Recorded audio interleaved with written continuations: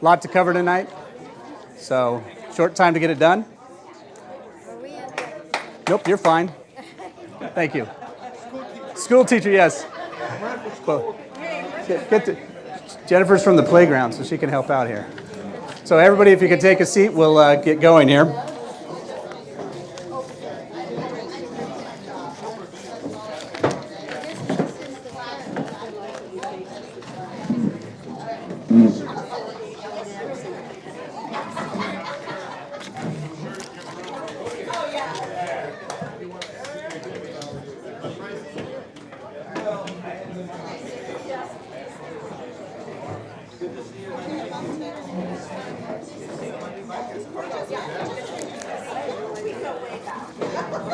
While we're getting seated, let me do a couple of administrative things. There is a men's bathroom back this way and on the other side of the bar, and the women's bathroom is downstairs. So, and also the barcodes on your table, there is food available. It is no host, but there's food available, food and alcohol, so help yourselves. So I appreciate everybody coming. This was kind of thrown together in a short period of time, but we've got a great group that's the great group that's here, and we appreciate that. But we also have a great group that got us started in doing this. And I just wanted to start with our mission statement for what Western Washington Moderates is about. And part of it is we realize that to get the candidates that we support elected, they need to do well in Western Washington. And that means that we have to have a dialogue going on in Western Washington. I'm personally a Republican, though our group is open to all. But I know when I say I'm a Republican, people turn off the radio. They don't want to hear what I have to say. Or they yell at me, or they argue with me a point. And that's not what we want to do. We want to accomplish a dialogue. So our mission statement, which we developed in the last couple of days, is to bring together the voice of common sense to achieve reasonable outcomes and provide a venue to explore the middle ground on issues, candidates, regardless of party affiliation. By engaging moderate voters, our voice will be relevant to decision makers and benefit Washington State. We believe that the middle is larger than the extremes. And Western Washington Moderates is here to help the middle find our voice. And that's something I've seen throughout the campaign, throughout the elections the last couple of years, is that the middle is larger than the extremes. We're not heard. And again, as a Republican in the state of Washington, a lot of times I feel my vote doesn't count. I'm going to be overshadowed by the opposition on either side. And we've run into opposition on both sides in what we're trying to do here. But what we're trying to do here is to give you a voice, to give the middle ground a voice. We're not going to sit down and be silent as things move forward. You know, some people have said, oh, this is a group, an ad hoc group that just started. Yeah, we did. And none of us really want to be in politics, but we don't want to live in a state that has the crises and the issues that we have. And the only way we're going to do that is to speak up and hear our voices. So I want to recognize real quickly our team. Jennifer's out of the room. She's the one that met a lot of you at the front door. Jennifer's my wife. Nancy is here. And Nancy's been a true driver of the organization. She keeps me on my toes and keeps me active. James is back here running the video. We are live streaming this, and it'll be available on YouTube. And part of our objective is to get it available to a larger audience and to get other people to view it and understand the candidates' positions and what we're trying to accomplish. Susanna is over here. She's also joined our team and is helping it out. And Yari. There we go. So we're the start, but we're not inclusive, or we're all inclusive. You know, we're open to people's input. We're open to growth. We're open to change. So we're very lucky tonight to have, as a group, we've endorsed 3 candidates. We've endorsed Dave, we've endorsed Raul, and we've endorsed Jamie. Jamie's not here tonight, but the other 2 are, and we're very lucky to have them in our presence and have a chance to listen to what they have to say. So we will endorse other candidates after the general election. When we have a chance to really sit down and take a look at the candidates. We're not going to give a rubber stamp to anybody. We really want to look at the issues and where they stand and make sure that they represent the mainstream and the moderates, the people that are able to put things together and make them happen. So I'm going to take the opportunity to introduce Dave. And it was funny because when I went to we were working with a lady by the name of Grace, and I asked Grace, I said, what do I refer to Dave Reichert as? Do I refer to him as Sheriff Reichert, Mr. Reichert, Congressman Reichert. She says, he prefers Sheriff or Mr. Reichert. I said, okay, I can live with that. About 20 minutes later, his assistant that had worked with him for 42 years came back and says, he goes by Dave. And I think that speaks a lot about who he is and why he fits with the feeling of Washington. He's done a lot for the state of Washington across the years. I moved into Washington 40 years ago, right before he became sheriff, and unfortunately, since the 40 years I've been here, if you look at the statistics, a lot of the key statistics have gone downhill. I'm not taking any blame for them going downhill, but we need to change that. So a little history on Dave, and I'm not going to steal his show because I know he can tell you more about himself than I could and what it stands for. But Dave, from the highlands of Renton, grew up in a tough situation, but he found his feet. He found his way around.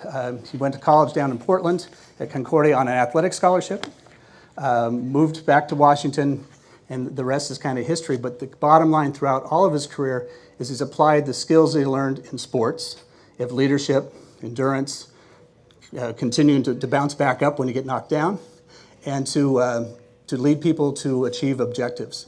So I take this opportunity now to introduce Dave, or Mr. Reichert, or the sheriff, or however you want to refer to him. So thank you.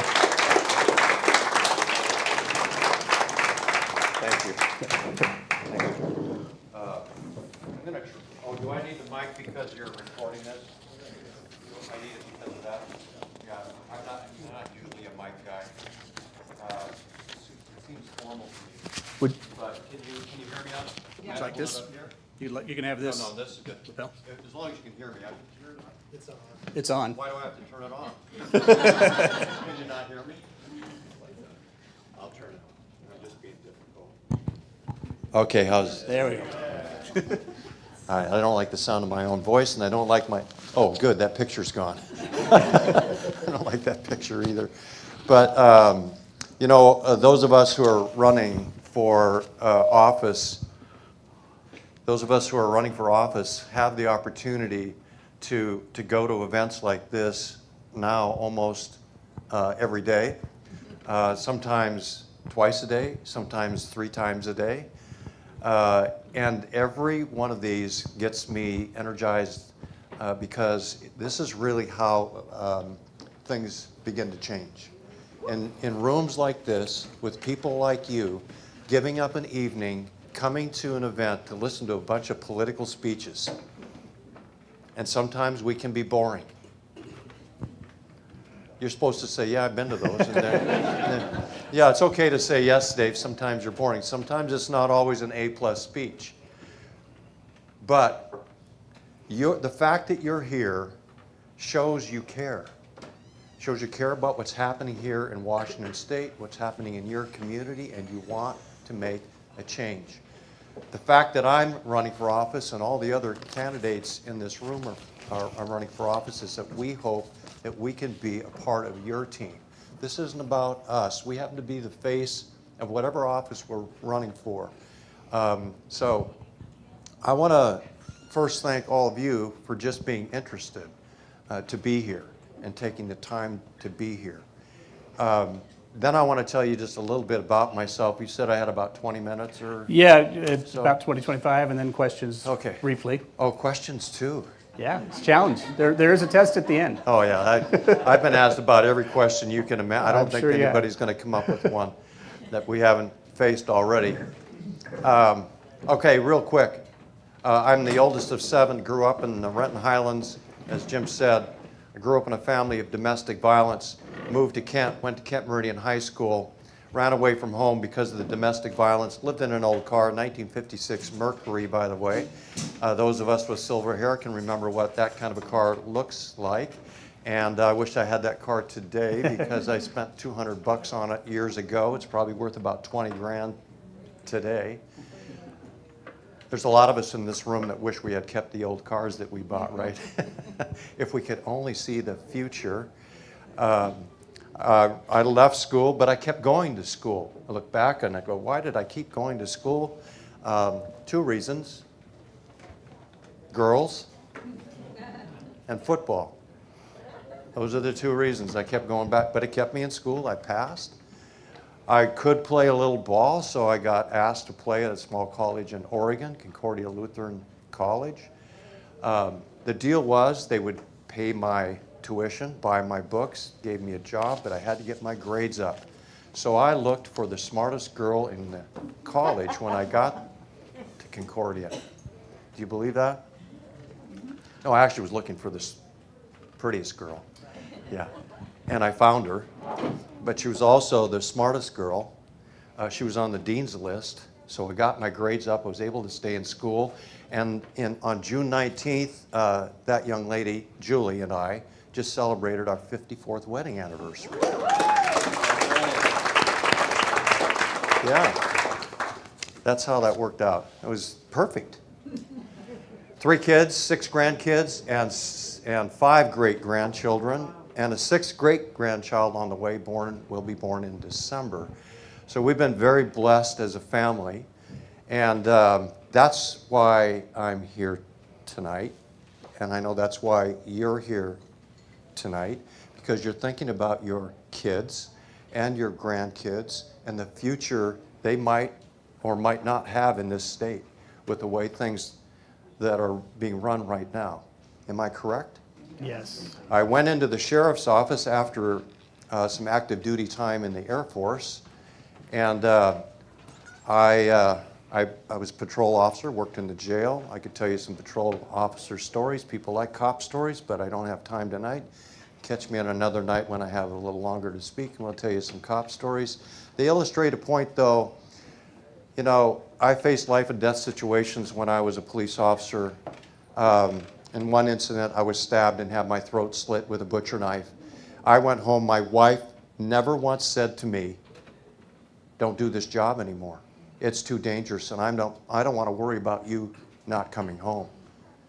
I never once thought about quitting. I want to give you some hope and some faith tonight. I want you to believe that we can win this race. I want you to believe that the impossible can be accomplished if you believe the impossible is possible. You know who said that? Alice in Wonderland. You know how I know that? Grandkids. I had to watch it the other night with one of my grandchildren. It wasn't that bad of a movie. But isn't that a great quote, though? We've got to believe that. And you have to, when you leave this room tonight, this is August 6th tomorrow, it's the primary. Do you know how many people have voted? What is it, 19%? Jeff, tell me. 19%. That's it for the state. 19% of registered voters have voted. When you leave tonight, go back and tell your friends and your family who are voting age, fill out your ballot. Get that thing in by tomorrow. We have to have people get involved, engaged. People are dying for the right for us to vote, have died for us to have the right to vote. Now, I was promoted to sheriff. I really don't know how it happened. It was rather quick. After I worked a Green River case for a while, most of you know my name through the Green River serial murder case, right? 9 years of collecting dead bodies. 9 years. Scores and scores of little girls and young women having to tell their parents, just found your daughter's body. But you don't give up. You don't give up hope. You don't give up faith. You keep doing the job. You keep moving forward. And that's what we're going to do in the state of Washington. We're going to win this race. I became the sheriff by accident, in my opinion. I had been involved in a head-on car crash in 1990 and had a back surgery then. Off 6 months. Fast forward, 1996, had foot drop. They call it foot drop when your foot stops working. It's just hanging there. I had to go back in 96 and have surgery. Doc says, "I don't know if your foot's going to work again." Guess what I did when I went home? I got my toes wiggling. I was looking for work, by the way, in the want ads because I wasn't sure I could go back and be a police officer. In February, my foot was moving, and the doctor cleared me to go back to active duty at the sheriff's office. I was back to work for 2 weeks. And this is in '96 when the voters said, we want an elected sheriff. I went back, I got a phone call, Ron Sims, county executive, wanted to interview me for the job of sheriff. I thought it was a joke because I hadn't put my name in, I hadn't raised my hand, I hadn't volunteered, I hadn't provided a resume. I just got a phone call. On Monday, I said, I want to have dinner with I want to interview the sheriff. On Monday, I interviewed with the county executive. On Tuesday night, he had dinner with me in Kenmore, where I was the precinct commander. He said, I want to offer you the job of sheriff. I was impressed with our interview. Would you be the sheriff of Kane County? I said, yeah, what the heck? Might as well, right? I didn't know I had to run until he told me. He says, oh, by the way, you have to run for office. So that was my entry into politics. People wonder why. Okay, if you're, politicians, right? I was not a politician. I was a cop. But that's how I got into elected office. I was drafted.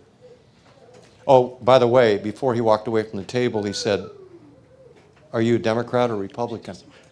I said, yes. He said, you're going to do just fine. Hey, look, don't give up, right? WTO. I was the sheriff during WTO. Don't give up. We brought order to the city of Seattle. I went to Congress 14 years. Those experiences that I had in Congress, those experiences in the Air Force, those experiences at home as a child, those experiences in the sheriff's office have given me a heart to serve. That's why I'm doing this.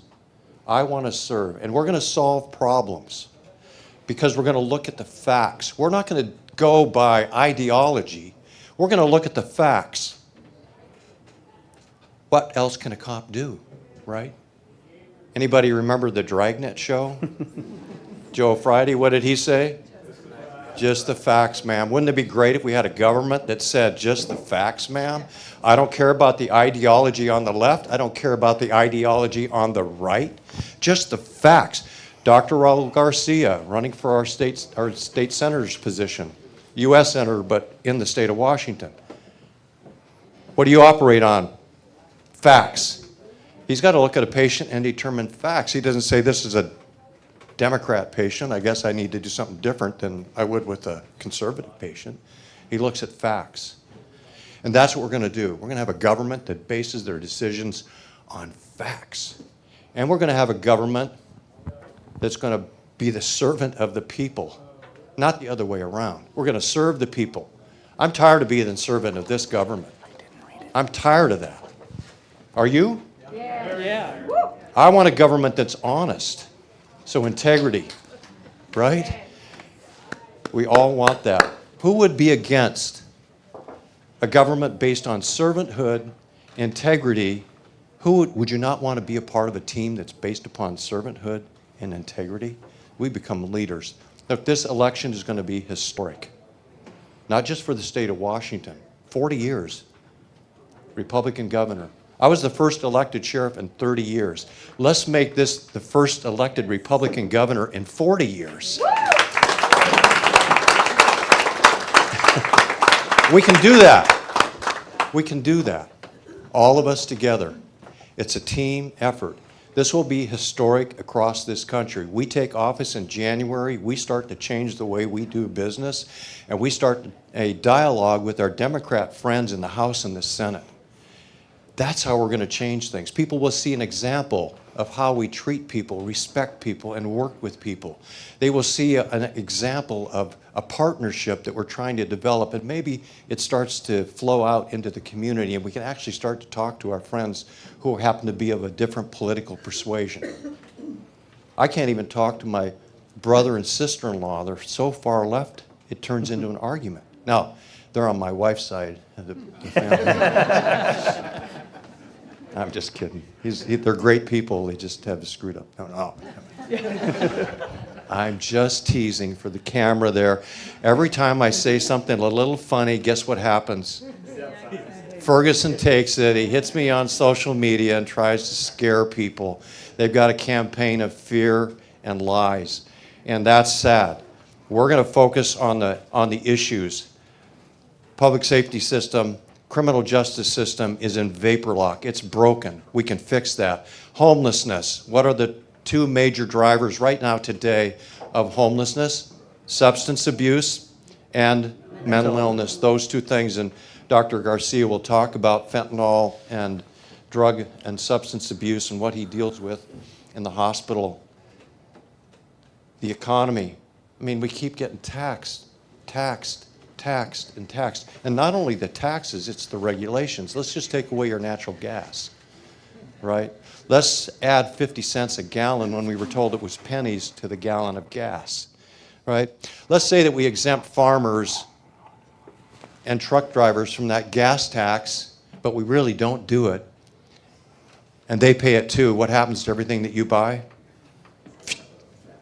Everything we buy has gone up in price. Why is your car insurance so high, by the way? One of the worst states is Right, because we're theft. 100 cars a day are stolen. No consequences.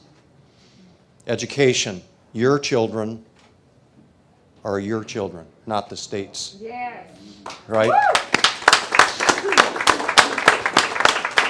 I'm glad they're your children. I raised mine. They're your problem.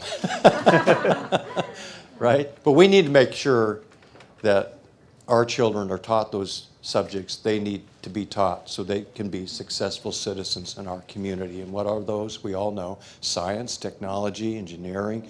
Now they've added art, which is good. A lot of my kids have some art talent, and math. Parents want choice in school. I'm pro-choice in school.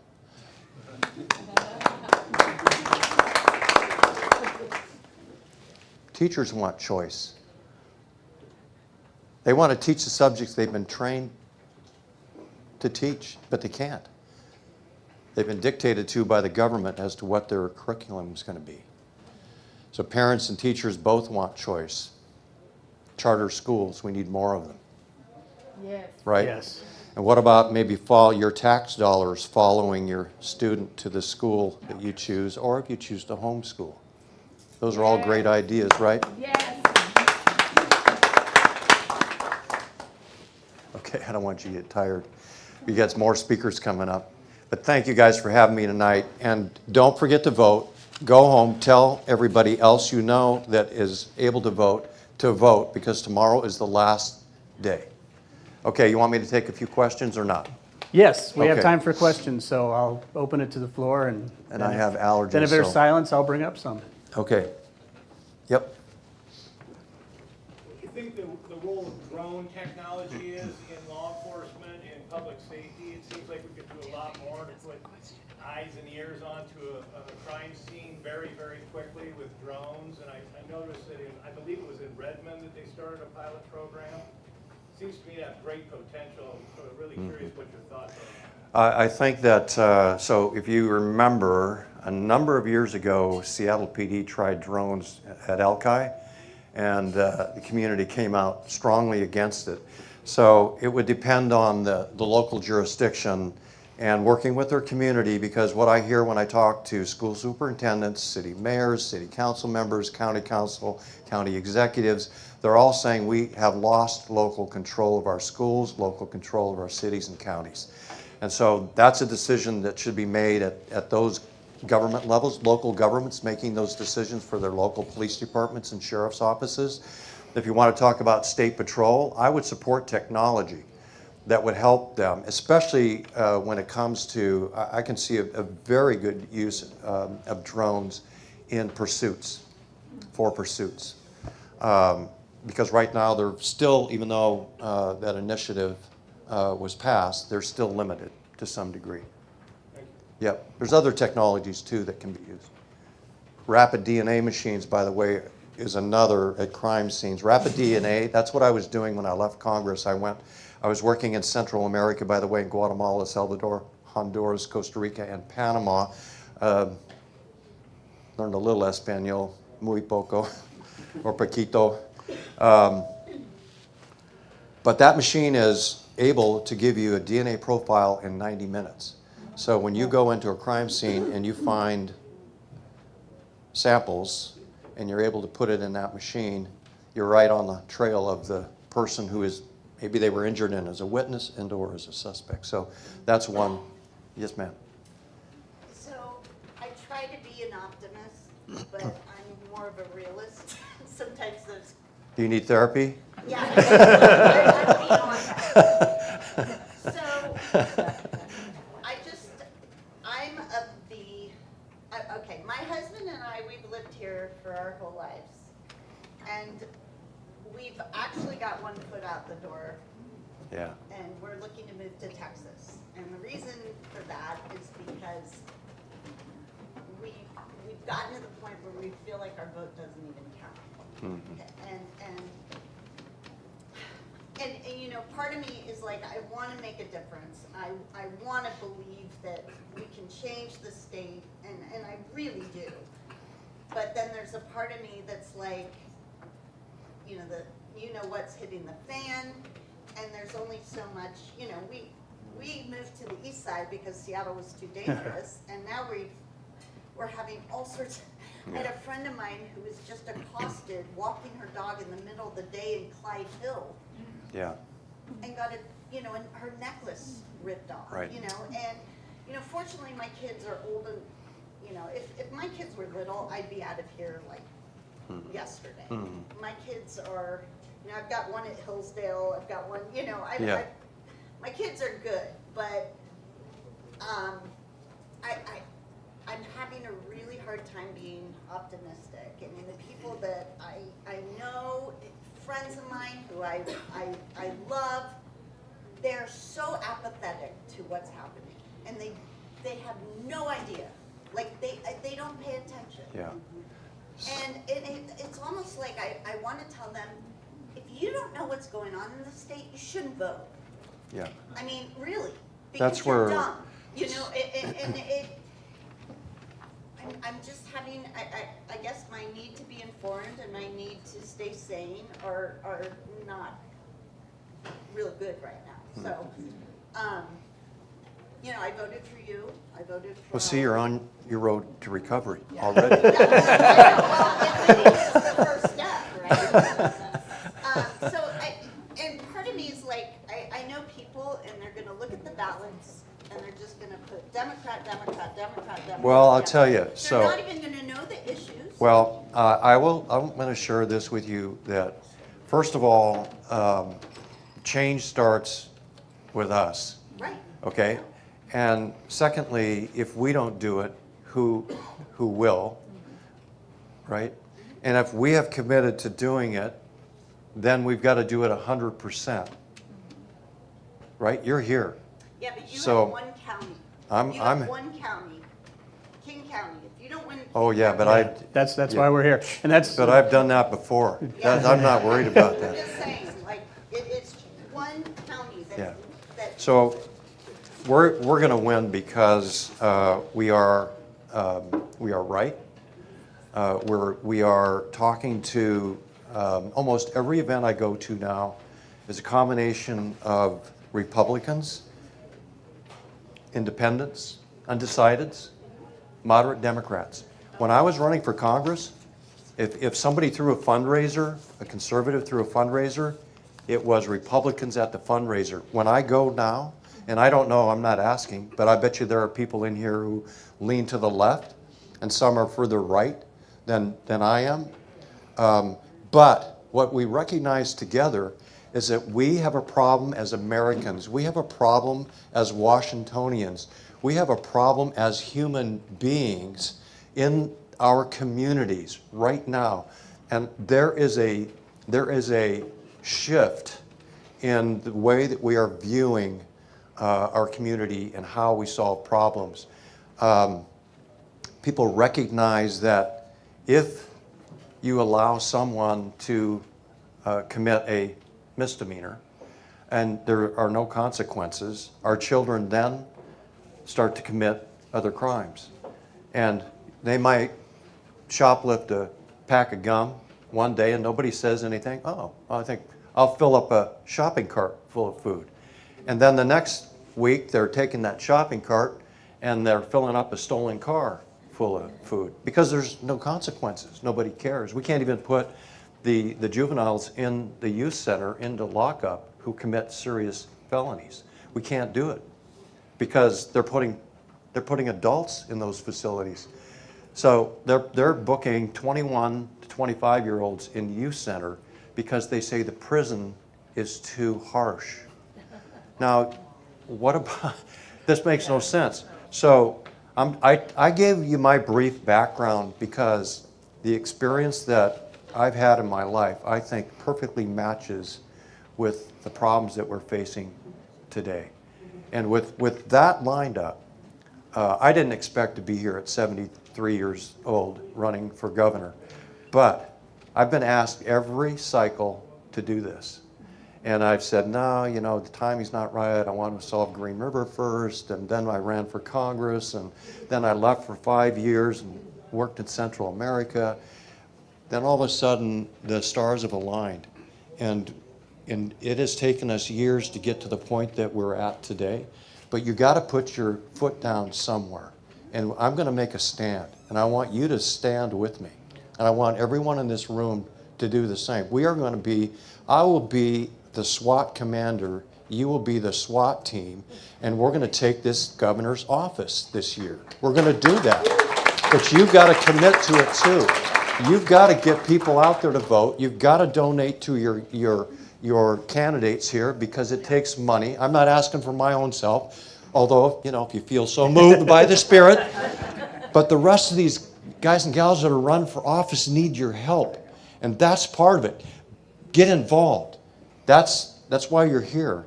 And we're going to win King County because, not win King County, but we only need 40%. We've done that before, 7 times. 7 times we've done that. And we're going to do it again. I do want to say on that issue too, after all the speakers are done and we're here and everybody else is gone, we'll talk about what the strategy is to move forward. Because that's part of it. You know, we can come and do these events and we spend an hour or 2 hours, but it's how do we move forward and how do we get beyond, you know, the Photoshop and how do we get beyond the initial thing. So stick around afterwards, and that's where we're going to try and figure out what we need to do, what we can do as individuals to support that. This lady, and then. First of all, I want to thank you for coming to Kirkland. We've been waiting for you to come to Kirkland. Man, I'll tell you, it's a big state. You're in enemy territory, basically. Oh, we are? I think that's how you will gain, you really Yeah. will gain ground, is going into these places where you're not popular. Yeah. I reached out to your coordinator and tried to get you to talk to my IBEW Local 46 Union Hall. And we were corresponding, and then it just stopped because everybody. This guy. No, because I guess he quit. The man, Eric Cooper. Oh, yeah, he went to law school. He was my contact. Yeah, sorry. And nothing. Yeah. So then I was given Grace. I named Grace. Grace just got hired, so she's Okay. brand new. Well, I So you got a guy that left and somebody who's just been here 2 weeks, so, Okay. yeah. After you win the primaries, I really Yep. want you to go there because they say, you know, it's predominantly, we've always been told, you know, vote Democrat, vote Democrat. There's Yes. a lot of us that are not on that side. Yes. They hear your message. Yep. You will resonate with a lot of those people down there. I will be happy And I to have go. already talked to my business agent, and so I will talk with you about that. Because Yep. I have the information and Yep. that. But I think you really gained some ground where most people, most Democrats don't think you will. Yeah. That I think- So when I was in Congress, we had union support. The Air Traffic Controllers Union usually endorsed Democrats. The air traffic controllers had a problem. They came to Maria Cantwell, they came to other Democrat representatives and senators. They couldn't get a meeting. Finally, one of the longshoremen says, why don't we go see Dave Reichert and see, because he's got a law enforcement background. This had to do with the Coast Guard and Homeland Security on the docks in Seattle and Tacoma. They came in, they told me the problem. In 3 months, we had 2 bills written. We got them passed and signed by the president.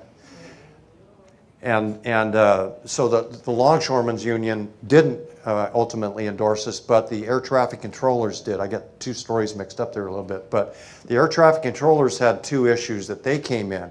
We solved them for the air traffic controllers. They came into our call centers wearing their union jackets. And Republicans were asking me, why are these union people in our call center. And I said, because here is what America is about. We brought people together.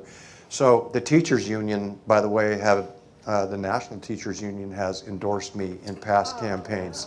Yeah. Oh, we haven't had a chance to talk to them yet because primary stuff, is all screwy. So once we get past the primary, we're going to be talking to everybody that we can talk to. So now we've had a lot of unions. Jeff could probably list the unions off that we've been have supported us over a period of time. So be happy to talk. These are hardworking men and women. Yeah, they are. Yeah, and they're paying the taxes just like everybody else. And we have a message, I think, that they're going to be supportive of. Yes, sir. Everybody, I think, is aware of the $50 checks that Ferguson's been passing out for the canned chicken. We call them the chicken checks. Yeah. Okay. You may not know it, but you can go online. If you didn't get one, you can go online and you can get one of those $50 checks. It takes 6 or 8 weeks to come to you. I'm endorsing my check over to your campaign. A lot of people when they got their checks did that, and then I'm guessing that Roll and others have gotten those checks too, and then people go online and says, "Thank you, Bob, for donating to Dave Reichert's campaign." $50 a head, it adds up. Yeah. Well, I know that Dave's got to be a busy schedule with tomorrow being the polls closing and everything, so I guess we can have one more question. You've got time for that? Yep. One more question, and I just want to make sure that the other candidates have a chance to. right. You pick because there's 2 hands. He had his hand up first, so go ahead in the back there. Yeah, so this question is for Dave, but it also applies to the other candidates in the room. Have you approached radio stations like Rainier Avenue Radio and like Converge Media, kind of the smaller journalists, people who might not get the big attention like Fox 13 and stuff? Yes. Yeah, we're doing a lot of sort of the local podcasts. Yeah, we're doing that, and we're going to try and do more of that. It's just a matter of finding everybody and having the contacts. But most of all, what happens in our situations, people reach out to us, these small radio stations or small podcasts, then you become aware of them. And I'm more than happy to go on any of them. And same thing that we did when I was in Congress. If somebody call and want me to come on, I'm happy to come on and talk. I just did what's the radio show I did with the 2 hosts that attacked me a little? Gene and Ursula. You guys know? Oh, yeah. That was a fun show. Yeah. But they didn't agree with me on everything. But you know what? They said, great for Dave for coming on here, taking the tough questions.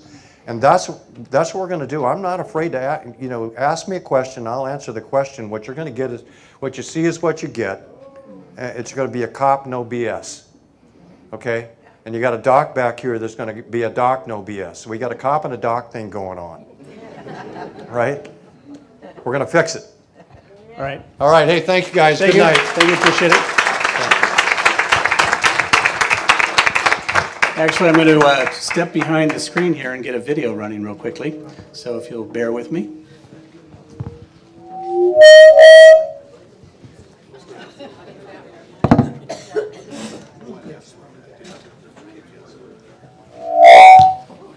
Sorry about that.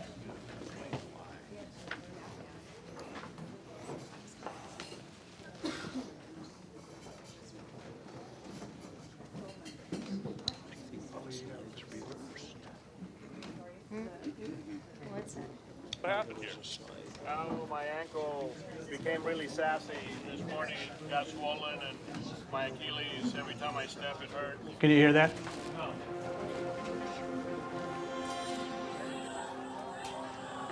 am a Democrat, but when it comes to the fentanyl crisis, we need to be all on the same page, and it is not, we're not here to be political today, we're here to mourn the loss of lives. Together we could beat fentanyl, and this is about uniting as Washingtonians for one cause. Barely hear the sound coming out of it. 300 You hit your little sound thing down here, is it? That's all the way full. All the way up.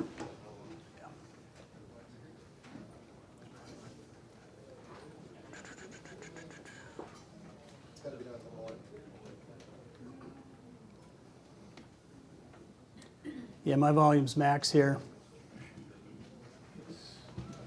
Maybe just add captions then.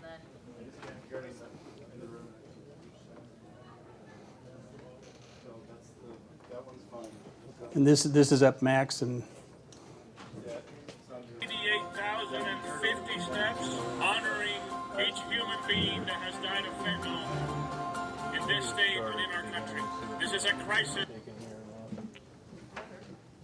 How's it go? What happened here? there. Oh, my ankle became really sassy this morning. It got swollen, and my Achilles, every time I step, it hurts.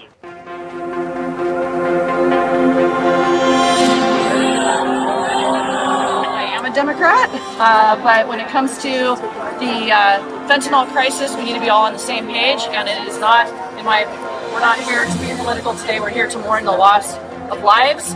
Together we could beat fentanyl, and this is about uniting as Washingtonians for one cause.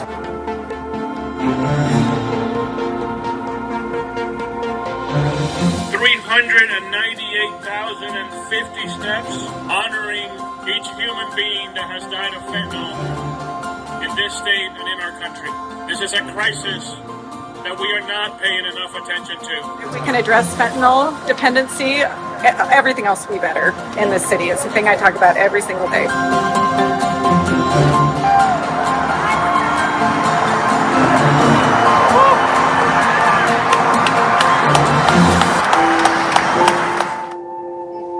It's been just a little over 3 years since I lost my daughter, Brilliant, who had just turned 18 6 days before, to fentanyl poisoning. If you think you're immune to this happening to you and your family, you're just hiding your head in the sand. Jenny Burton joined us about mile 70 in Ellensburg. She found out while walking on our first day that her son had lost his battle with mental health and had ended his life. And she chose to stay here to bring that message forward, that not only do we have problems with fentanyl, but that we have problems with mental health in this state. I underestimated the power of mental health. I've put such a highlight on drug addiction because of my own experience. I've made it my mission to try to change systems because my friends and family are dying from this stuff. They're dying in encampments. They're dying in carceral facilities. They're dying in their houses. Every time somebody close to me dies, it gives me an opportunity to show up better for the next person. And I do not want to lose anybody else if I can help it. And I can't do it alone, so I need your help.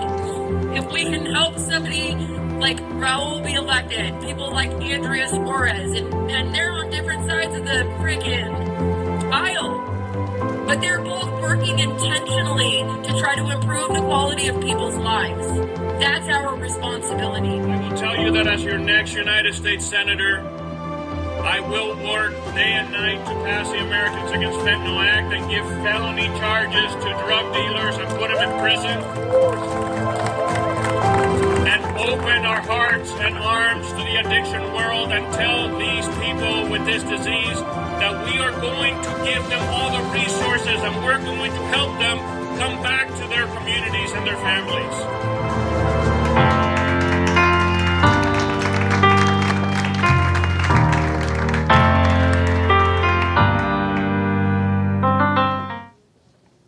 Two miles to go. 2 miles to go. But what happened here? Oh, my.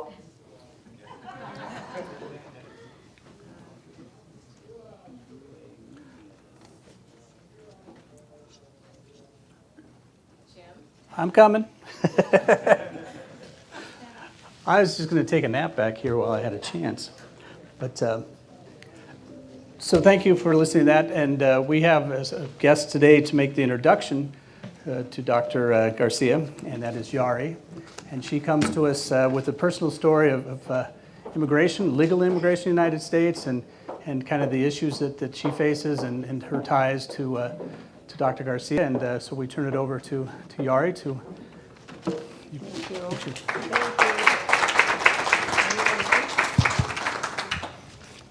I'm pretty loud by nature, so maybe I do this.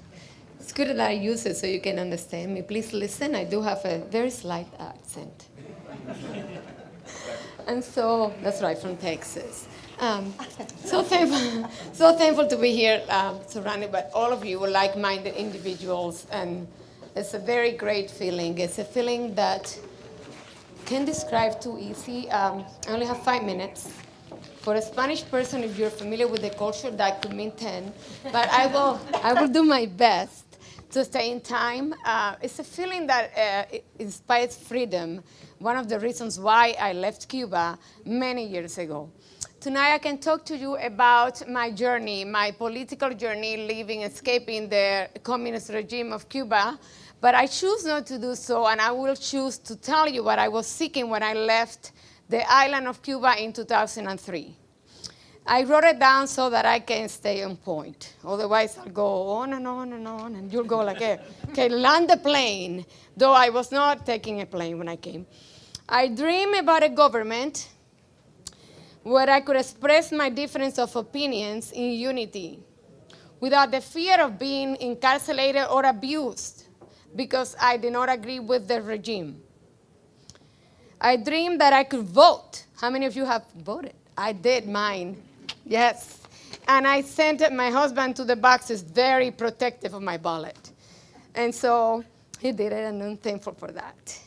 I dream of a government where education system was a top priority, where we can groom the next generations to come in the principles that can make a country great. When I'm talking about Cuba, and I dream of a government that I can choose my own career path, know what the government says I can do. I dream of a government that would invest to keep families safe from the crazy things of this world. We have too many things that are crazy in this world today, but I'm talking about drug abuse.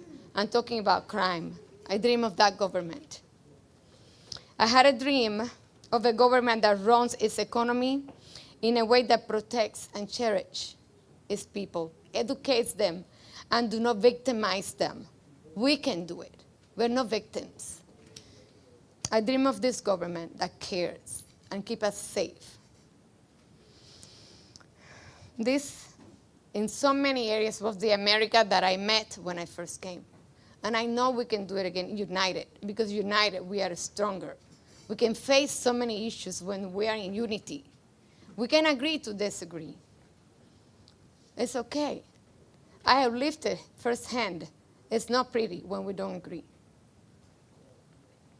I feel so relieved that I have joined the Western Washington moderates. As to be honest with you, I learned how to pronounce the word moderates tonight. My good friend told me how to say it, and so I'm glad she did. I hope you understood it, but it don't mean mothers, it means moderates. So anyways, united, we are stronger, and I know that. That leaves me my great privilege to introduce to you a fellow ABC. That's a new term for you. American-born Cuban. American-born Cuban fellow that has an amazing heart for a better United States of America. Free of drugs and drug dealers.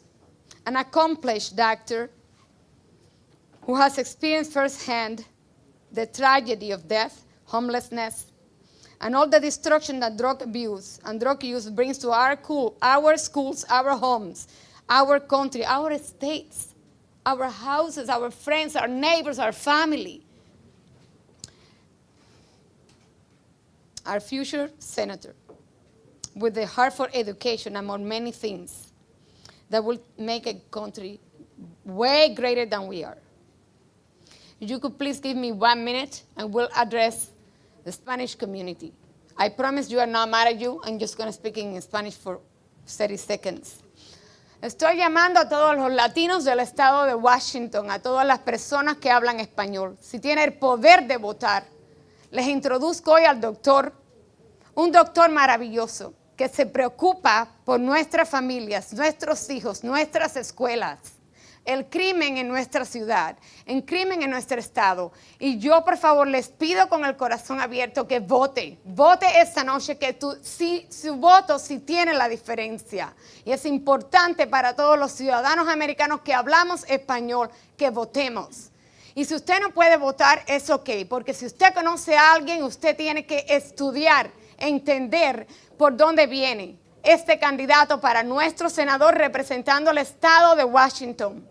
Búsquelo en la internet y entienda su corazón para que vea que está a favor de todas las comunidades americanas, latinoamericanas y americanos. Él se preocupa por nuestras vidas. Yo les pido por favor que voten esta noche. No further ado, I would like to introduce you a wonderful, wonderful candidate for our Senator, Raúl García, Dr. Raúl García.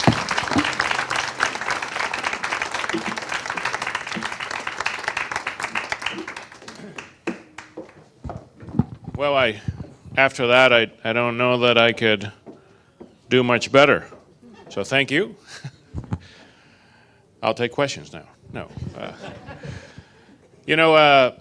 That's really significant that I'm here in the Western Washington moderates. Not too long ago, I went to a wedding, and the person that I was sitting with at the table said, well, there's a rumor that you're very radical.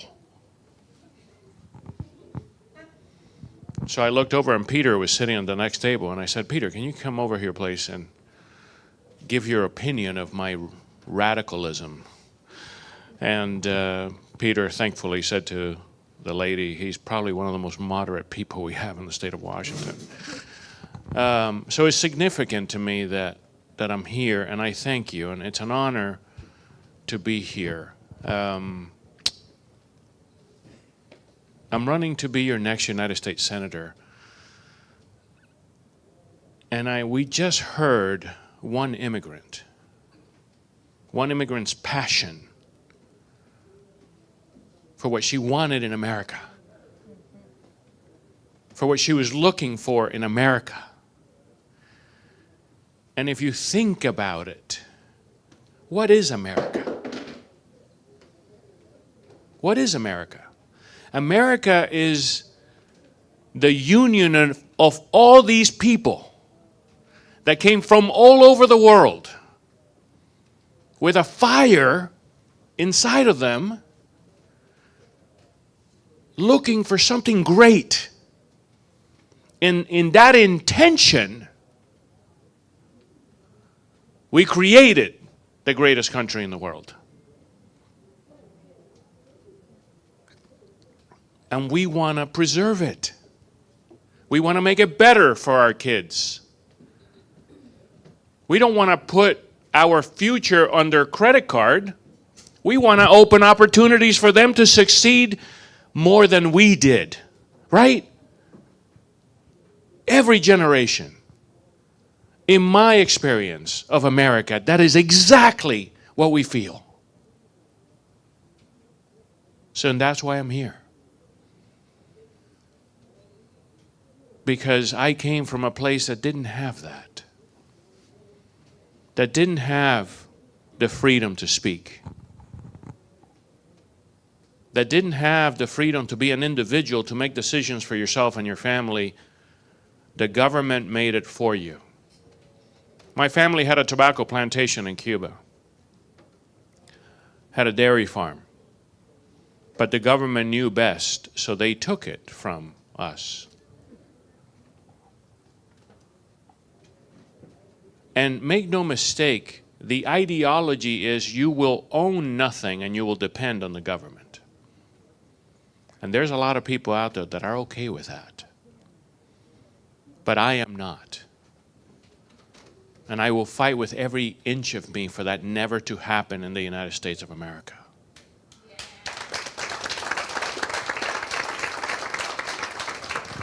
You know, let's talk about individual freedoms, because when I was in 4th grade, so you get a picture just for a second of what it was like. When I was in 4th grade, they asked us to put our heads down and ask God for candy. And candy didn't appear when we brought our heads back up. And the teacher said, now, put your heads back down and ask Fidel Castro for candy. And candy appeared on every desk. And she said, this is so you clearly understand that the only God in this world is your government. They use education to indoctrinate the youth. And they use the media to indoctrinate the adults. Does that sound familiar? That's why I'm here. My story is Mr. Smith goes to Washington. I don't like what my family's going through and what I see outside my door, so I want to change it. What it created in me in Cuba was a love for a country that I had never stepped foot on. America. The American dream. That you, with grit and dedication, that you could do anything. That you could go into any career path.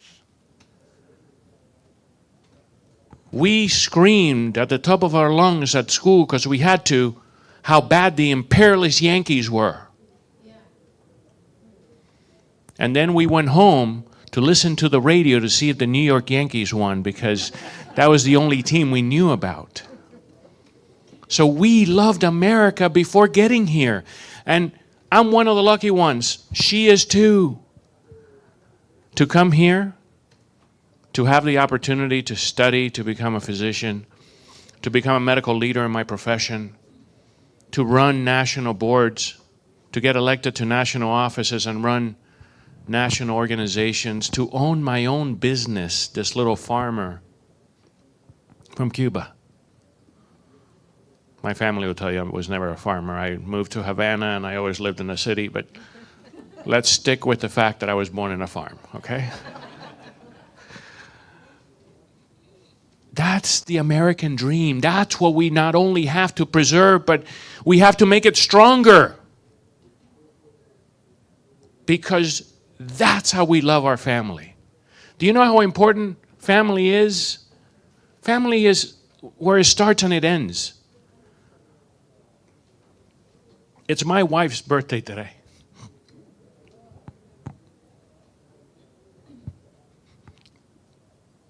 And she told me, you have to go.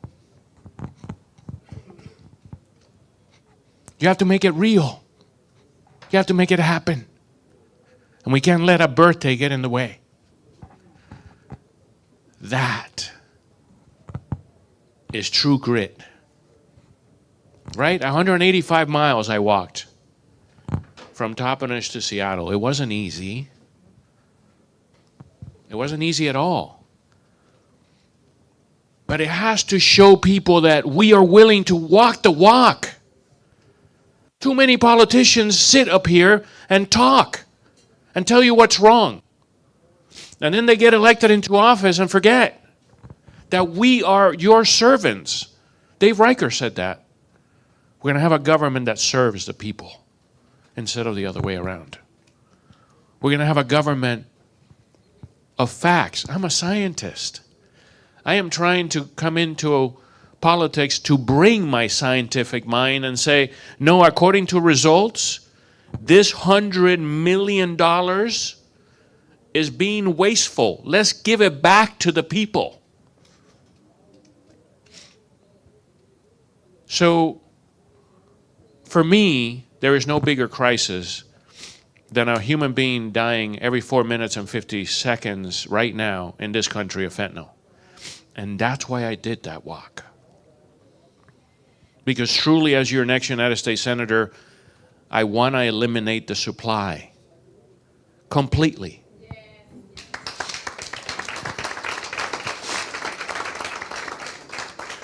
And because I'm a physician, I could assure you that the only way that addiction rehabilitation will work is with involuntary mandatory rehab.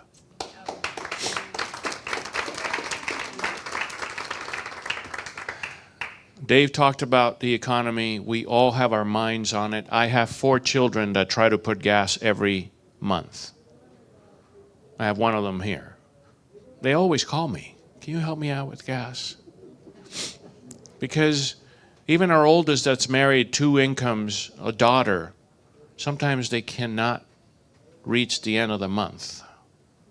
That is where we're living. That is not our country, guys. We need to get in there into the federal government and do an audit of our spending and say, we are going to cut the fat.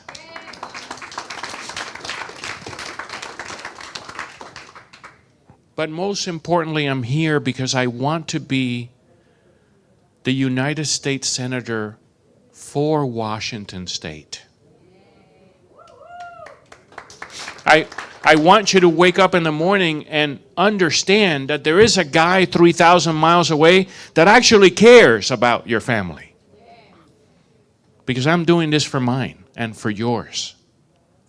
And I will come to Kirkland. It's actually the second time I've been in this facility. Because I will listen. And you may not agree with me 100% of the time. Everything in moderation, even moderation itself. But you will be proud that I listen and that I represent you. And that is really important. So for me, that's America. We need to make it better for our children. The job of the government is to open resources, take away obstacles, and educate the public so you have all the resources you need to make your own decision as an adult for yourself and your family. And have a better life for your children. Listen, guys, I am going to be your next United States Senator, so I'm going to cut my speech short and let you ask me about anything. Because I could talk here for 6 hours and I'll still not hit a question that you have on your mind. But what I want you to know is that we, with intention, could do this. This is the very first year, and I don't know how long, that the Seattle City Journal endorsed me over Maria Cantwell.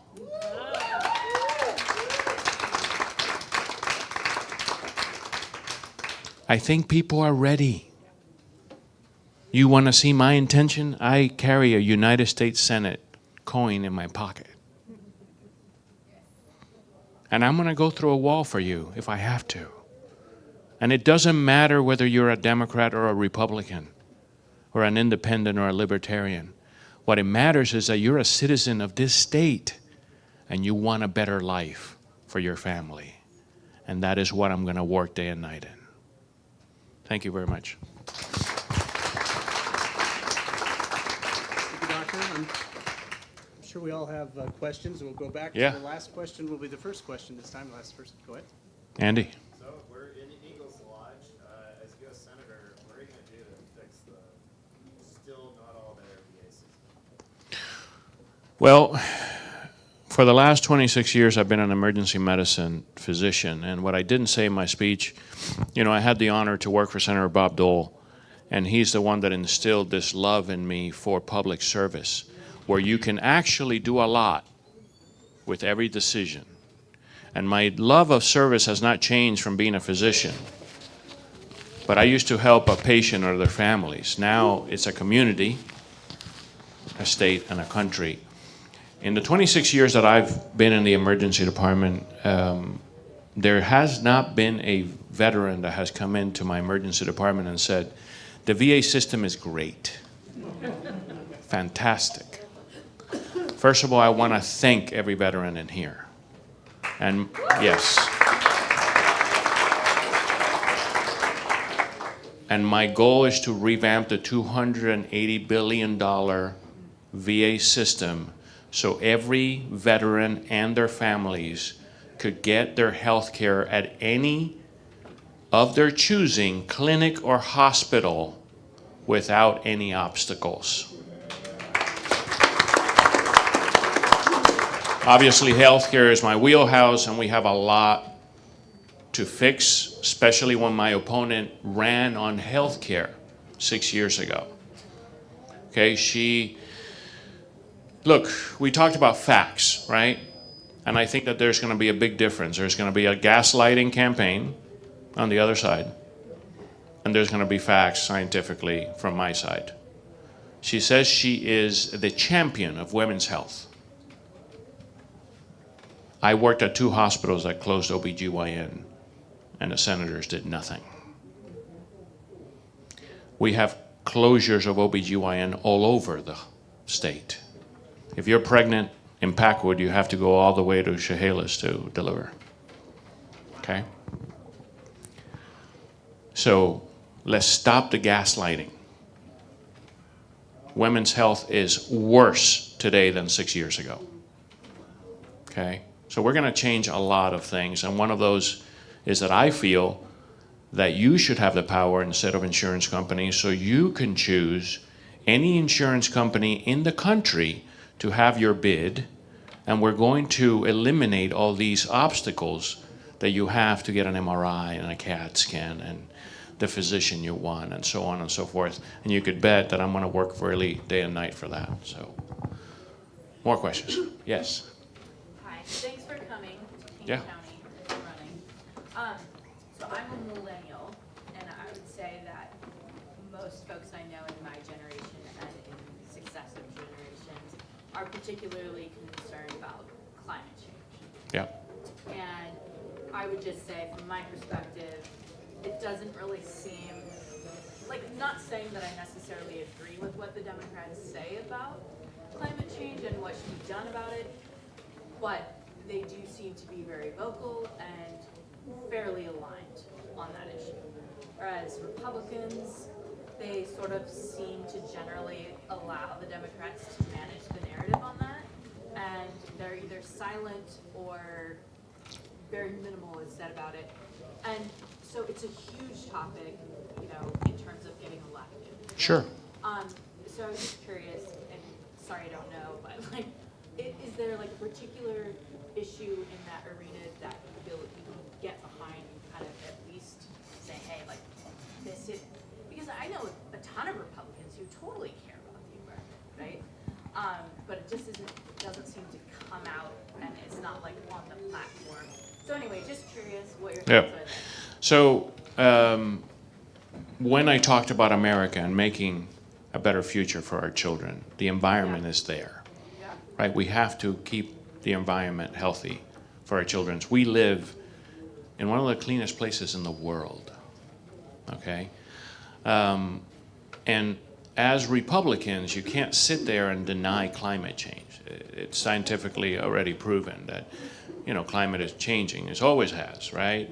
And what do we do to better our future with that?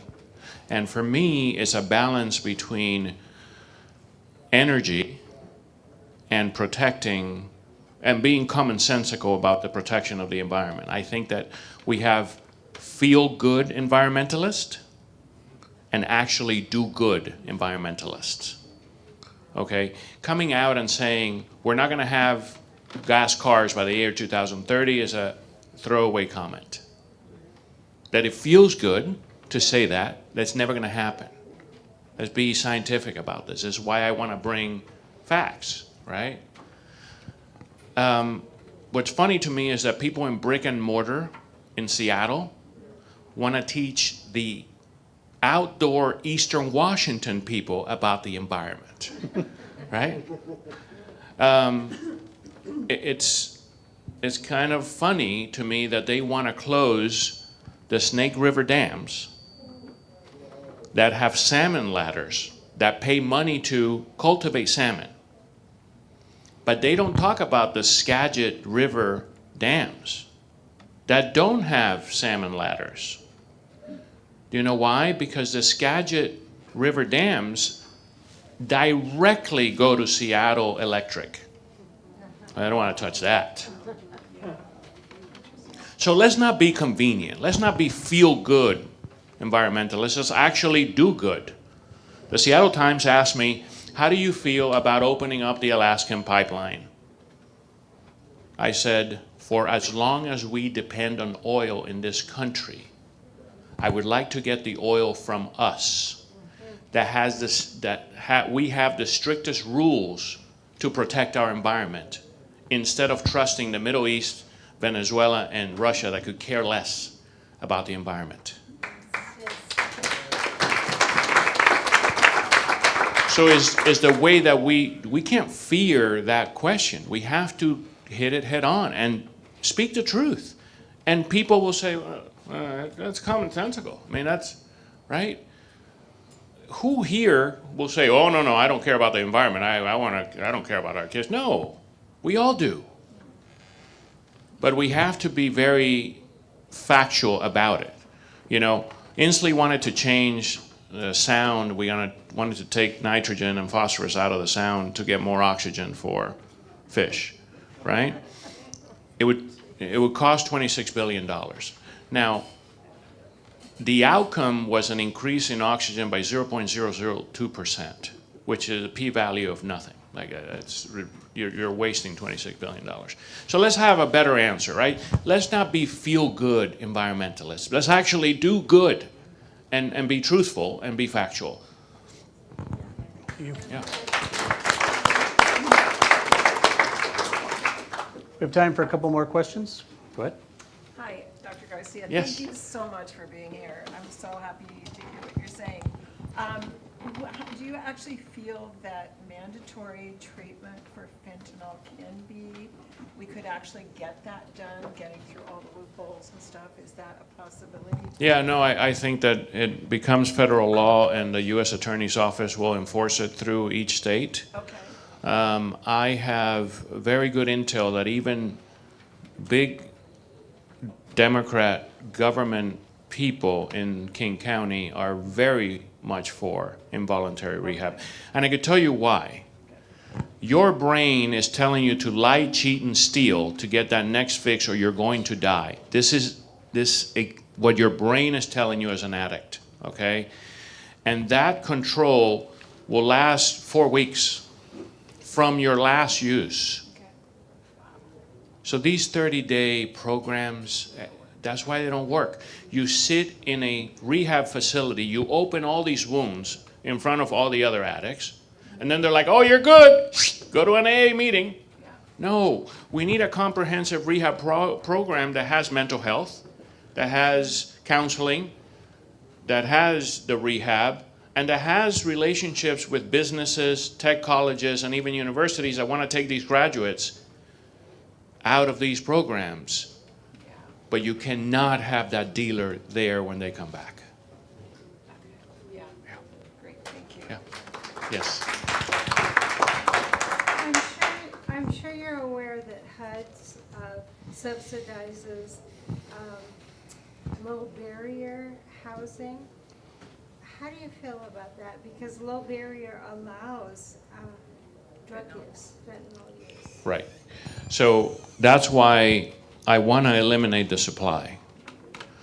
So one of the things that I want us to concentrate in is to not have knee-jerk reactions as the Democrats did to, hey, let's defund the police.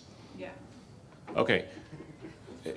Not a good idea, all right? Right?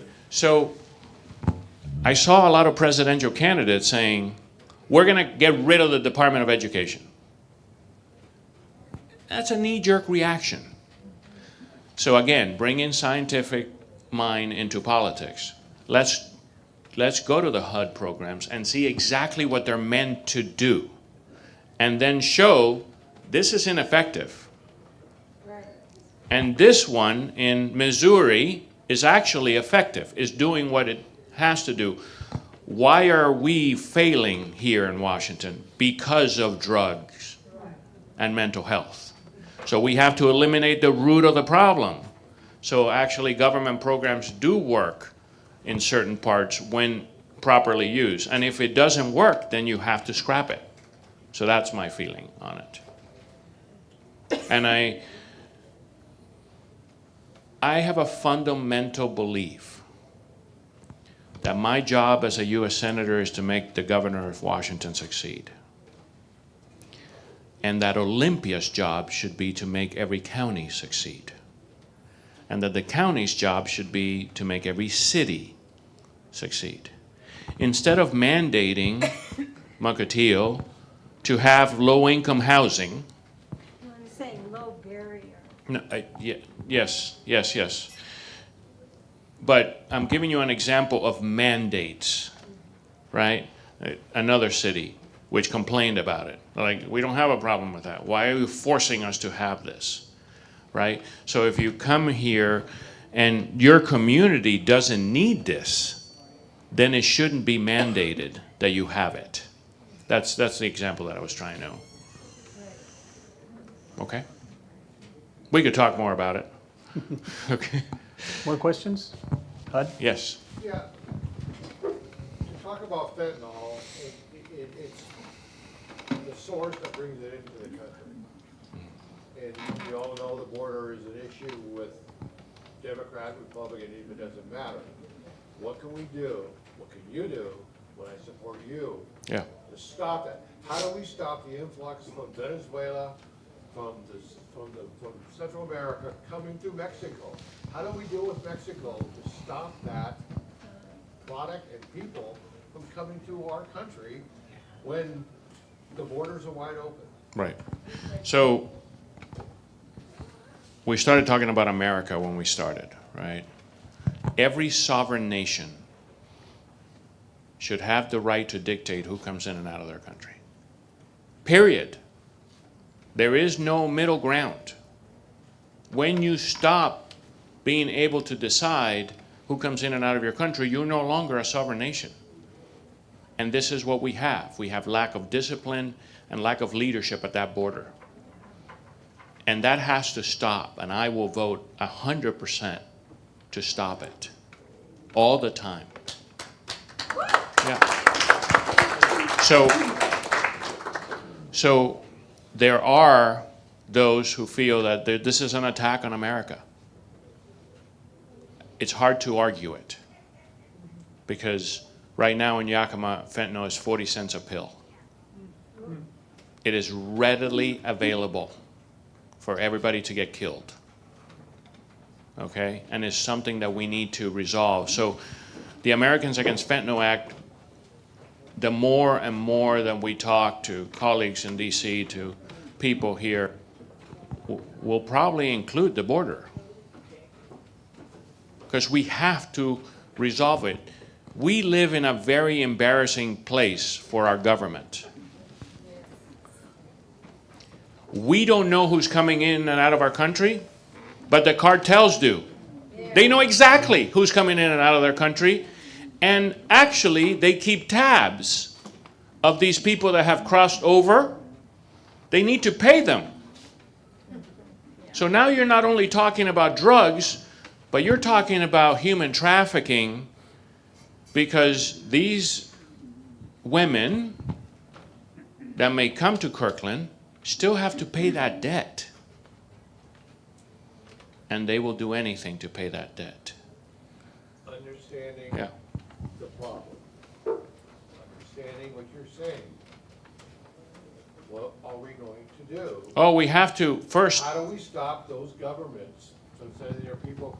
How do we instill into the Mexican governments to say, stop bringing them across your country, because they're allowing them freely to walk from where they're coming from through their countries with water and food and to our borders, and allowing them to get in here. How do we convince that government to help us eliminate or reduce even more than they already do? Because that government needs us. So we have a power play. And we will use it. This is the one place that I will say we do need the majority on the Senate for this. Because once we do that, then we have the gavel to go down there and say, our aid is out if you continue to do this. And we have to, because we have to protect our own. It's commonsensical to me. Yeah. Yeah. Okay. Sorry, I don't mean to monopolize, but I have a question, because for me, the best government is the least amount of government. Right. And Okay. I tend to be a little more libertarian. I have some feelings about that. Okay. Yeah. So whenever our state has a crisis, Yeah. they create A new government. And Yeah. it becomes a bureaucracy, Yeah. right? Homelessness. Yeah.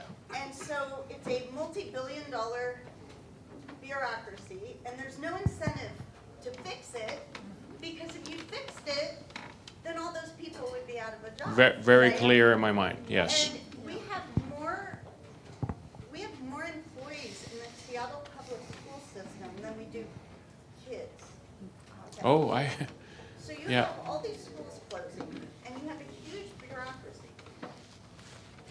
So many of the programs in the state, they're failing because of the bureaucracy. So I would say that everything fails because of bureaucracy.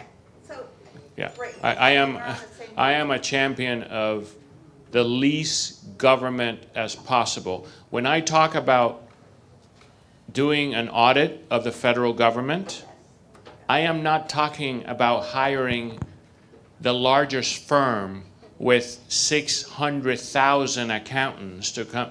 No, I want to hire the nerdy guy with the glasses that by himself sits there and looks over all that stuff. Effective government and bureaucracy is not effective government at all, anywhere you put it.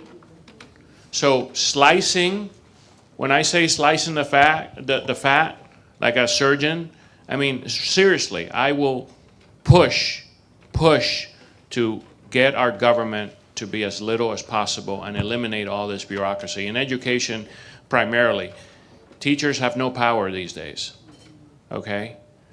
And I think we all agree that the power needs to be in the hands of the teacher and the parents instead of this fat layer that we have created in education. I have one question kind of to wrap things up. What do you see as a strategy to beat Maria? So I was in Anacortes with her last 10 days ago. Nobody knew she was there. I talked to the community. She came to pick up a check. I think people are ready because everybody that I talk to in King County, they say, oh, Patty Murray and that other senator. Exactly. Right? How long are we going to continue to vote for the backup quarterback that sits on the sidelines? I'm serious, guys. I'm going there to compete to be the starting quarterback in Washington. And I'm going to go compete to be one of the best senators in the country. I know that, hey, there's 99 narcissistic people out there, but, you know, that's what I'm going to do. You have to put your mind to it. You got to put your heart on it. And there's another word in Spanish that just means guts, okay? But there's the 3 C's, cabeza, corazón, and guts. And that's why you have, I mean, the best tennis player in the world, he put those 3 C's in as a tattoo. His grandfather told him, this is how you win in life, this is how you accomplish things. And that's how we're going to go in there. And moderate is the word. We don't need to go in there forcibly and say this is our will and we're going to do this as we have done for the last few years and has gotten us nowhere. We need to get people at the table. And I really believe that the more ideologies you have at the table, the better solution that you come up with. You have to be, ready for this, inclusive of those people that are being affected. So then you have a better solution. So the goal for after the primary, I mean, the goal tomorrow is to get through the top 2. After the primary, we're going to join as teams. And we're going to present Washington with a team of people that actually is having fun doing this, that actually wants to do this for service. And we're going to attack that. The initiatives are going to help us tremendously in November. Okay? Because it's going to drive people out to vote that are commonsensical. And they're going to be like, oh, well, let's vote for the commonsensical people. Right? And what I said, I mean, the Seattle Times asked me, he said, look, we like you, which is great. But why would we give such a powerful senator up for you? And I said, look, if you go outside the door in Seattle and you like the crime and you think there's no drugs and your children are safe and their education is great and you have great growth, keep voting for Maria. We are wired to admire career politicians. Guys, coming from Cuba, I could tell you that I don't think our founding fathers in this country wanted that. I think they wanted a carpenter and a bus driver and a doctor and a teacher to go there for a few years, bring in their ideology, get out, go back to your profession. And how do we win? I guarantee you, and this is as solid a guarantee as I can give you, if every voter in the state of Washington knows our story and Maria, we will walk in this election. So I need your help in getting that out there. Don't be afraid to talk to people that don't have your ideology. Tell them about our campaign.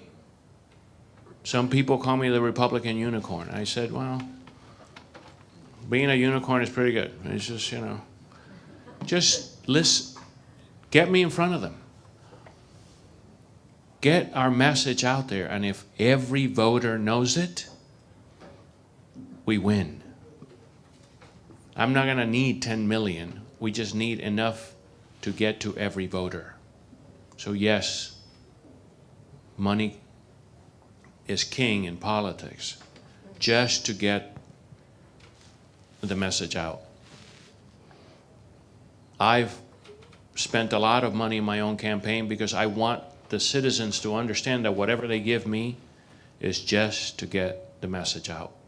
It is not for extra expenses. I've flown to Florida and to Texas for support. I funded that myself because that's not what you're paying for. You're paying to get that message out, and I want to be true to you. And I'm going to continue to do that when I'm a U.S. Senator, to be frugal with our taxpayers' money and get more money in your pocket so you could share it in the community and we could grow. That's Economics 101. All right, man. Thank you so much. Thank you very much. Appreciate it. Thank you. And he touched upon the initiatives, and that is something that our group will continue between now and Election Day, because we need to educate people as the initiatives that are out there. That's really kind of what got us all involved when we started looking at these initiatives and said, WTF, what's going on here? These initiatives do not reflect what the people of the country or the state want. And we need to educate people. We need to educate people, you know, the gas bill, when you talk to anybody that knows anything about it, you're like, why would the House and the Senate, why would they even think of passing that? You know, the logic is not there. I have not seen it. We've done research. We'll continue to do research and try and find where we may be wrong. But at this point in time, we don't think we are, and we'll continue to dig, and we'll continue to involve other people to help us through those decisions and those discussions, and get more and more people educated as to what those initiatives are. So, you know, tomorrow is the polls close for the primary election, but the initiatives continue on, and we'll continue to support those, and we'll continue to support the candidates here. Now I have a good opportunity. I'm proud to introduce Jennifer, who is actually my wife, but more importantly, she's here to introduce the next speaker and to recognize some of the other candidates that are here. We have several other people as well. So.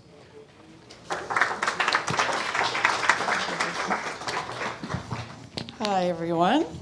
Again, thanks everybody for coming and giving up their evening to learn some new things and meet some new people. We would like to welcome and recognize some of the other candidates that are with us tonight. First of all, I have David Olson, who's running for Superintendent of Public Instruction. I have Jos Karan Singh, who is running for State Senate in Legislative District 41. Thank you for coming. And then Chaz Moggendogs, hope I didn't say that bad, running for State Legislator District number 5. So thank you all for coming and sharing your support for all of us. We encourage you all to talk to them after the session is over tonight. Do we have one more? Did we miss one? I thought we did, but I wasn't listening, I apologize. Oh, okay. I saw my friend Dave over there, I said, oh my God, did I hear that? Okay, right now I would like to introduce Susanna Kyleman. She is a board member of the Western Washington Moderates. She's helped us get this whole thing off the ground. She is a United States Air Force veteran. Has had 24 years experience of strategic partnerships in biotech. She's also a commissioner with the Bellevue Transportation Committee. She's also a board member of the Asia Pacific Cultural Center. She ran for office in District 28, and she is just a wonderful, well-connected person, and we're happy to have her support. Here's Susanna. Thank you, Jennifer. I have a lisp today. I promise I don't usually have it, but I had dental work today, and I was praying to God that both sides of my face would even out before I spoke with all of you guys, and I hope it does. I hope it's all equal right now. But I wanted to just thank you for the opportunity to be here, to be moderate. I did run for office about 2 years ago when I lost, and it's a very humbling time to lose. And I would have all of these ideas that I would talk to within my circle, and I realized that everyone that was shutting me down was a hardcore Republican that would tell me my ideas would not last, or that I didn't have a chance with a moderate approach. And I found that the more that I went to go knock on doors, that more people are in the middle. And a lot of people feel, quote, politically homeless, where they don't identify with 100% of what their party is doing. And I, as a candidate, was running as a Republican, very proud to be a Republican. My mom's a first-generation Korean immigrant. My grandmother actually escaped North Korea to have my mom in South Korea. And my dad is 97. We just started him on hospice recently. But he is a World War II veteran and a Korean War veteran. And every time I leave the house, I always ask him, I'm like, Dad, how are you feeling today? I don't want to go anywhere if you're not feeling good. And he goes, I'm going to make it to see the next election. So I feel good being here tonight, knowing that my dad is at least going to live till November. So I want to do my due diligence in making sure that every day counts for him. But why moderate? Some of you that are feeling politically homeless might associate a political party by what the masses are like. And there is that room in the middle where there's more of us than I think the media is willing to admit. The media wants you to think that we hate each other, that Democrats and Republicans hate each other. But there's this room in the middle for us to come together, regardless of your political party affiliation. And I was a previous board member to Mainstream Republicans, which is a wonderful organization. But I found that anytime I mentioned Republicans, that it was like a scarlet letter. And I wanted to come over to the moderate side to at least get my foot in the door, to at least have people give me the time of day without that scarlet letter R. But in that process, I do want to acknowledge that there are a ton of moderate Republicans, Dr. Raul Garcia being one of them. And him and I talk very often just to talk about what our crazy ideas are in the Republican Party. And we've also realized that it's not us having bad ideas, it's that we're just talking to the wrong people sometimes. So I think it's very great and courageous that all of you are here. I initially met with the moderate Western Washington folks at Mainstream when I was doing a panel called Building Bridges. And in that panel, we talked about getting outside of your echo chambers and learning what the other side is doing so that you eventually can start to be one, and that you're not looking at the person as they're the other team or they're the extremist. And you start to learn language that's being said. And I made the mistake when I was running to use the word progressive. But I was using progressive as an adjective, not as a noun. But in that crowd, it was a lot of short-sighted, very passionate people. But the point is, when you learn what the other side is saying, you can understand how they feel. And then you can start to communicate in that same language and break down some of those barriers. So I think that's really important to get outside of your echo chambers. I think there's a lot of assumptions. As Jennifer mentioned, I'm an Air Force veteran, and there's a big assumption that if you're a veteran, you're automatically a Republican. Well, I can tell you that that is not true. I can tell you I'm involved in a lot of women veteran organizations and minority veteran organizations that feel completely abandoned by the Republican Party, but they don't see Democrats representing them either. So if we kind of break down and get away from those stereotypes and get to meet people one-on-one, you can realize that the issues are the same. It doesn't matter if you're a minority. It doesn't matter if you're a woman. You want coverage because you're a veteran. I was exposed to the burn pit in Iraq along with thousands of other veterans.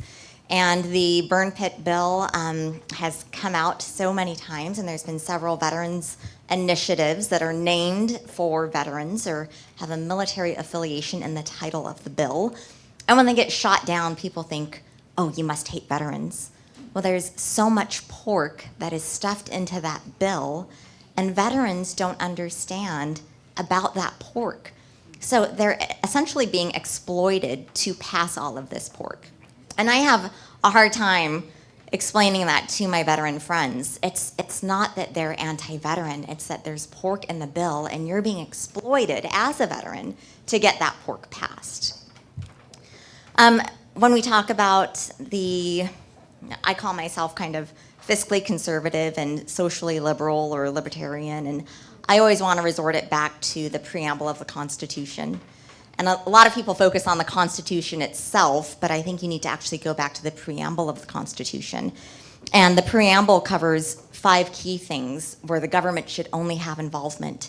And I encourage you to look at it. I won't spend any time reviewing it, but please look at the preamble of the Constitution. And when we talk about limited government, if it's a topic that is not listed in the preamble of the Constitution, then the government doesn't need to play a role in that. And candidates like Dr. Raul Garcia are firm believers in that. If government is in the way, let's get government out of the way. It's really that simple. So please register to vote.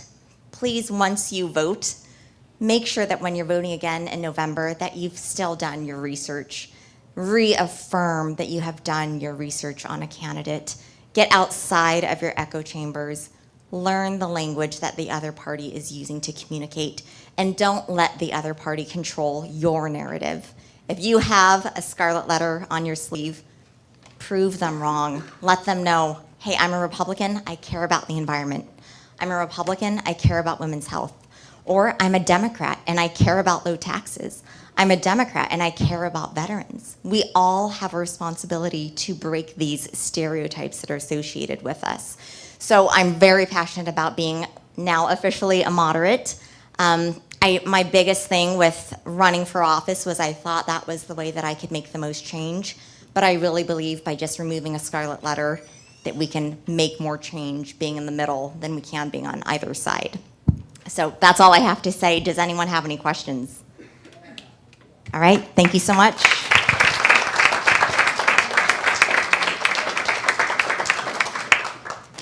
Who's going next? Thank you. We have one last speaker here, and then we'll wrap things up. The next speaker is a young man, and I'll let him tell his story. But it's a fascinating story, and it's kind of nice. You know, if you look around the room, there's a lot of people my age, and we need to involve the young people, and they need to understand what the Republican Party stands for, what the moderates stand for, and what the Democrats stand for, and how being involved in the middle and understanding and listening to both sides and finding common grounds is important. So I'll turn the mic over to Peter. Thank you, Jim. I appreciate it.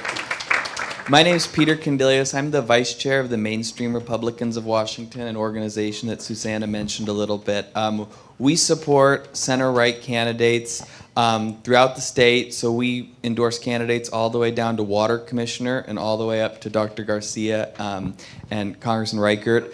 The endorsements that the moderates have made, we are lockstep with you guys on all of your endorsements. We've endorsed Dave Reichert, Raul Garcia, Jamie Herrera Butler, and a whole host of other candidates. So if you have any interest to see who we've endorsed, go on our website and take a look. They asked me to come tonight to talk a little bit about the initiatives, which is something that the mainstream Republicans, we've been behind, and we've been partnering with Let's Go Washington since the beginning on all of those. And something that they had asked is kind of younger perspective on the initiatives. And I appreciate, Amy, your comment earlier about, climate change and the importance of that issue to younger generations and younger generations of voters, which I use that distinction because so many young people don't vote, and that's a big problem. But I think that these initiatives pose a really unique situation for us to get young people out and to get young people to vote a little bit more moderately than they have in the past. And one example I'll give is Initiative 2066, which is the natural gas ban. If you were to ask me what is probably one of the most important issues to the younger generation of voters, I think affordable housing is definitely in at least the top 2 issues. It's so expensive to live around here, and I think everybody understands that. But if you're just starting out, I mean, it's even worse with the housing prices that we've seen and the lack of supply in housing. And that's all government made. I mean, the affordable housing crisis is made because of government regulations and government inaction a lot of times. I'm also on the city council up in Marysville, and we have a lot of regulations that we see come through our planning department on housing that's passed down through the state that we really don't have a choice in the matter on. We just have to pass that along. And that drives up housing prices. And the natural gas ban is something that's going to continue to drive up housing prices. My house, I've got a little tiny house I was able to afford a few years ago. It's on natural gas. And I've looked at the prices that it would take to upgrade to electric, and it's not in the budget. And I think a lot of people understand that that are in my situation. So we have a really unique opportunity this November with the initiatives. I think that the campaign that the initiatives have put out, the Vote Yes, Pay Less, is really going to resonate with a lot of young people that feel that they're just getting priced out. And I think that if certain candidates can tie themselves to the initiatives as they've been doing so far, we've got a really good opportunity to ride that wave of support. So when you're out talking about candidates and different things, don't forget about the initiatives, because a lot of times, I've noticed at mainstream at least, people want to talk about policy. What is this candidate going to do? What have they already done?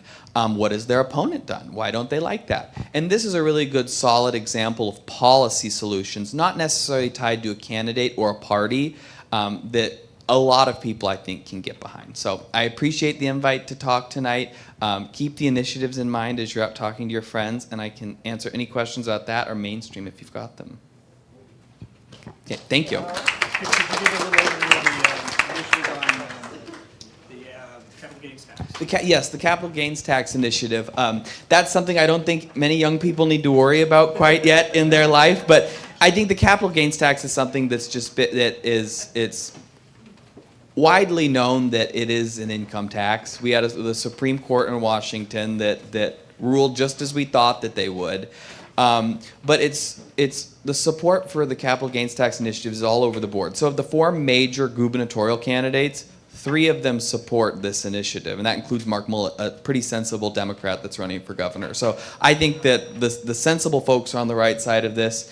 The moderate folks are on the right side of this. It's kind of once you get to the extremes that people support it. So I think that one will definitely drive up turnout as well. Thank you.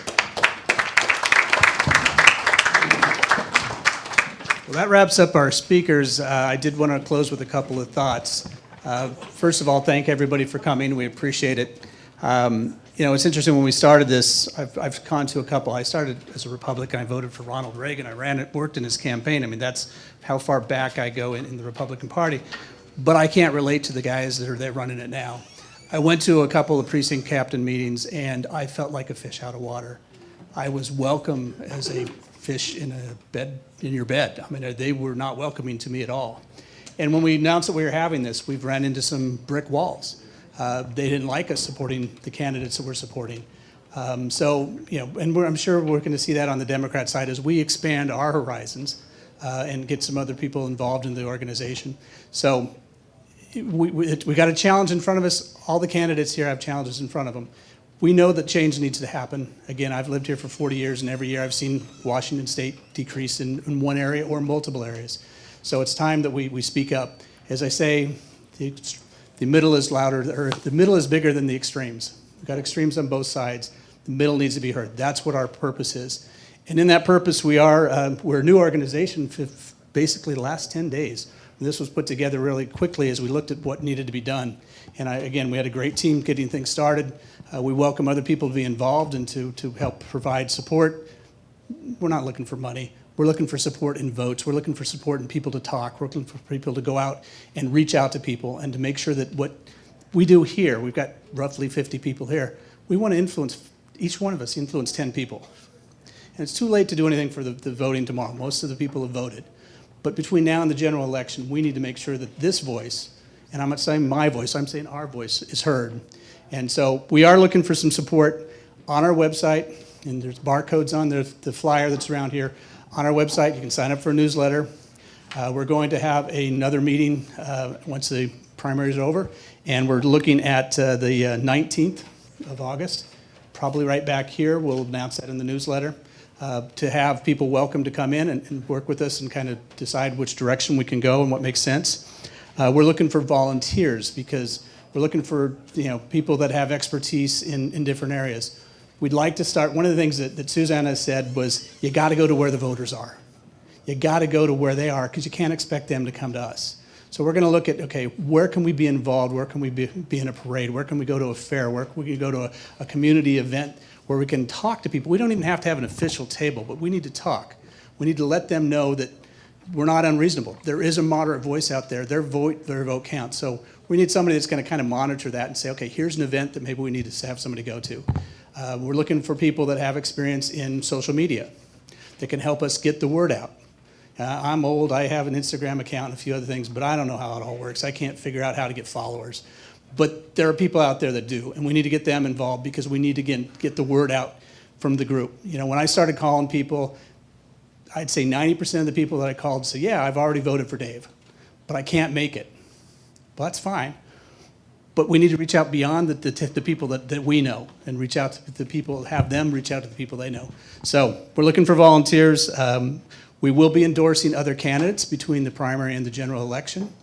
And we're not going to just endorse because somebody else endorses them. We want to look at what their policies are, what they stand for, and how they align with the middle, how they align with the people, and how they're going to make a change in what we've suffered to a certain extent here in the state of Washington. So we need people that can help us vet the candidates and identify the people that make sense. We will, one of the things that I saw, we have a Facebook page that it looked like was banned for a while by Facebook. We're not sure exactly what's happening there, but we will have a Facebook page, and we want to make sure that we get posts and things we get blogs, we get people reading what we have to say and what's out there. Can you also make a Twitter page? I can't, somebody else can. Yeah, Twitter page, and again, I'm not that familiar with social media. For those of you that know me, most of my work's been overseas, and overseas, the people that I'm working with don't follow me on Instagram or Twitter or anything else. But it's something that we need to do here, particularly to reach the younger generation. And again, people that for years have felt like their vote doesn't matter. As a Republican in the state of Washington, my vote hasn't mattered. Well, it's time for it to matter now. And again, I thank everybody for coming. And there is materials over here for the different candidates. There are other candidates, as I say, in the room. Please take your time and talk to them. There's some initiative people on different initiatives that you can learn about what they have to say. And we hope to keep this momentum going. Thank you, everybody.